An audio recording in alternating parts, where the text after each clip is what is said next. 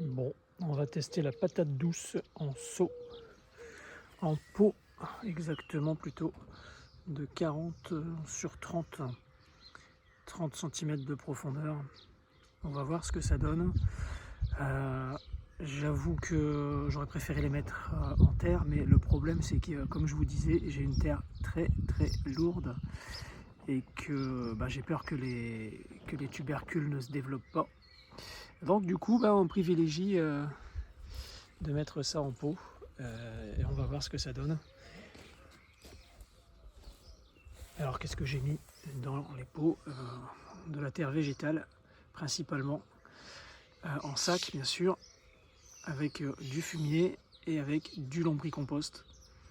Donc on va voir ce que ça donne parce que je les mets pas en serre, je les laisse à l'extérieur et que les patates douces ça aime la chaleur. Donc ça va être un test en fait, hein. J'attends rien de particulier, j'aimerais bien en avoir un petit peu mais bon, on verra. Et j'ai mis de la patate douce violette et de la patate douce blanche. Donc on va voir, ça sera une expérimentation, ça réussit c'est bien, ça réussit pas tant pis.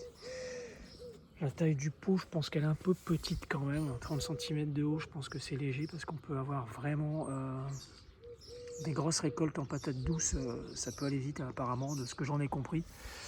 C'est la première année donc j'ai pas encore expérimenté, on va voir.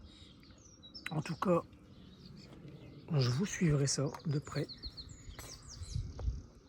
Je vous tiendrai informé de l'avancée, vous dire si ça a fonctionné ou non.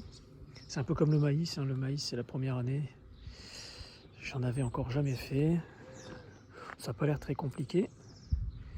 D'ailleurs là il apprécie moyennement les pluies qu'on a actuellement, on voit qu'il jaunit un peu. Bon, ils annoncent une semaine un peu plus sèche la semaine prochaine, espérons vraiment que ça améliore les choses, parce que là on est vraiment gavé d'eau dans le Nord-Pas-de-Calais. C'est un peu monnaie courante, mais là pour la fin du printemps ça la fout mal quand même quoi. Espérons que ça s'améliore. En tout cas il y a des légumes qui apprécient, ce sont les salades évidemment. Les salades ça ils adorent, hein.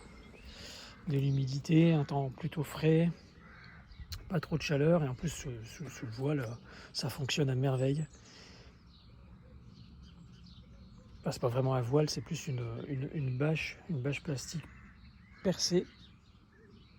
Et ça c'est top pour les salades, hein. J'avoue que c'est mieux qu'un voile de forçage, ça maintient plus la chaleur mais ça laisse l'aération, c'est un super compromis. Vraiment. Voilà les amis, c'était pour vous montrer ma petite expérience. À bientôt.